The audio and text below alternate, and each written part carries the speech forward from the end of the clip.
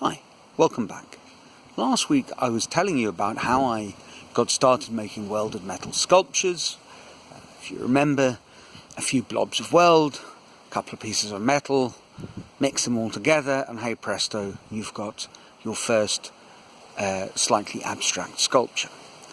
Obviously in that whole process there's no downplaying the role of my teacher, and perhaps in one of the weeks to come I will talk in more detail about this role of mentoring and share some ideas about that. But that's not what I want to talk about this week. This week I want to look at things from a different angle, which is how one might go about solving the accomplish your dream, develop a desired new skill on your own. I thought an interesting illustrative example was something from my distant past as a mathematics teacher. And when I used to teach the higher level students who had a little bit more of an element of proof or demonstration in their maths, I used an approach which I called forward thinking with a backward look.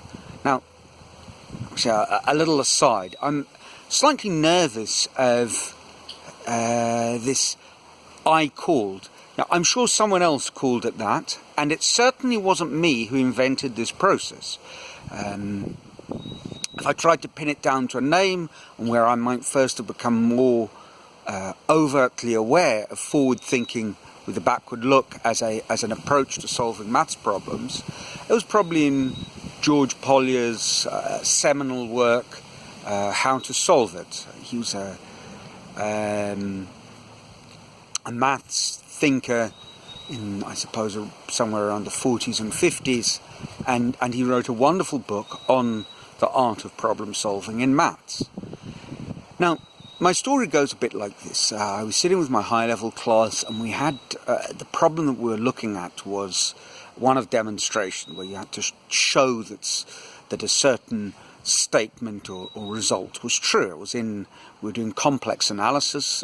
For those of you who aren't particularly mathematical, that's one of the early points when you start realizing maths is quite a weird thing, when you discover that after being told that you can't find square roots of negative numbers, you discover that not only can you find square roots of negative numbers, that it's also jolly useful, a foundation of all electromagnetic theory, amongst other things.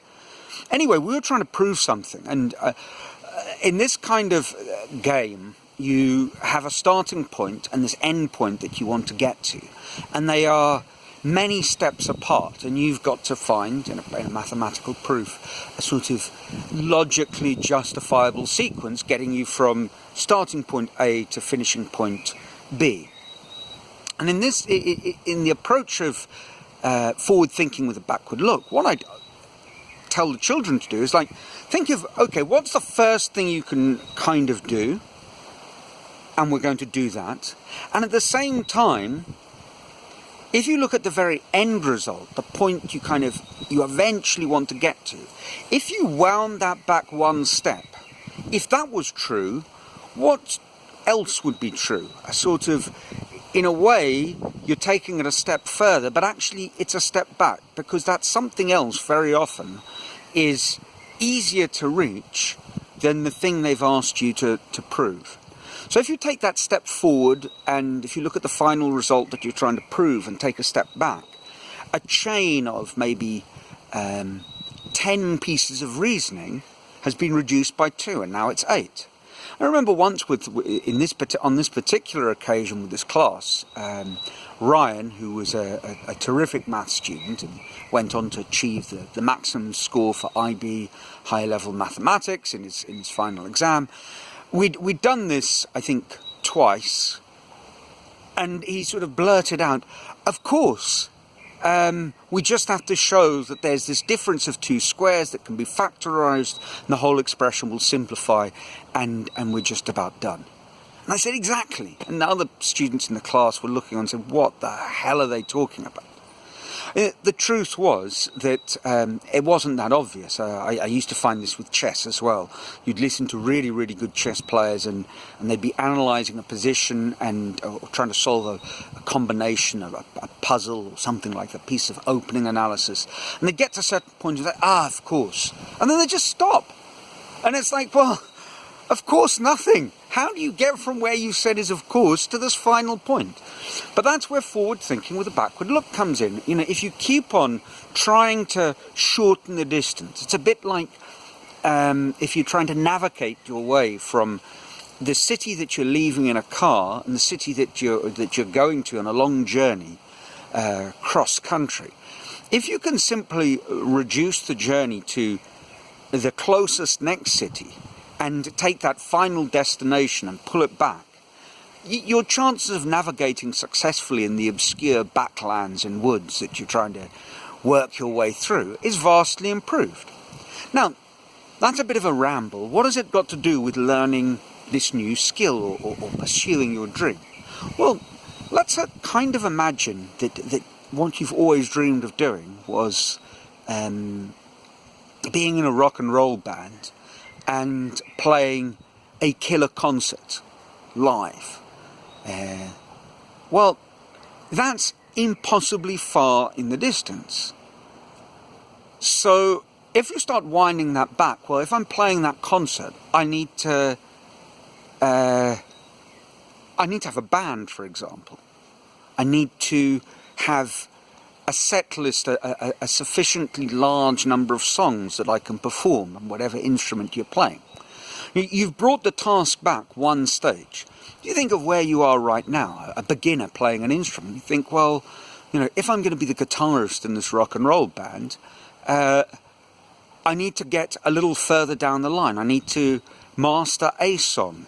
And we start coming back to this idea of simplifying to the very basic beginning. Your real dream is to be performing with your great best mates in a band on the road, you know, living the rock and roll dream. But long before you get there, you know, you've got to take where you are and what's the first step forward? Well, I'm going to learn song number one. And you learn song number one.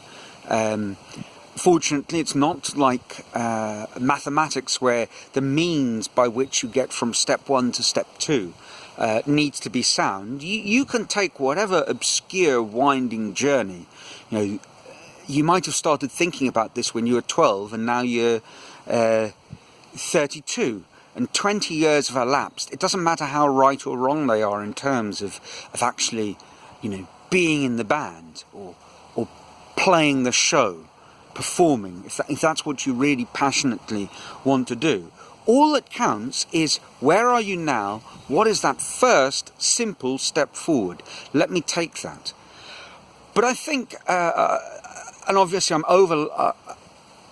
this is overlapping enormously the last week's talk, this idea of, you know, what are the basic essentials. I think it is, however, really valuable to have this idea of this future ambition or vision of who you will become, and not to hold that up as a goal, because this idea of very goal-driven behaviour. Well, when you get there, and then what? But let's think of it as an idealised version of yourself. I'd like to be a person who plays music live in front of an audience. That's the person I really want to be. Well, where are you right now? Learning to play an instrument. Okay, master song number one.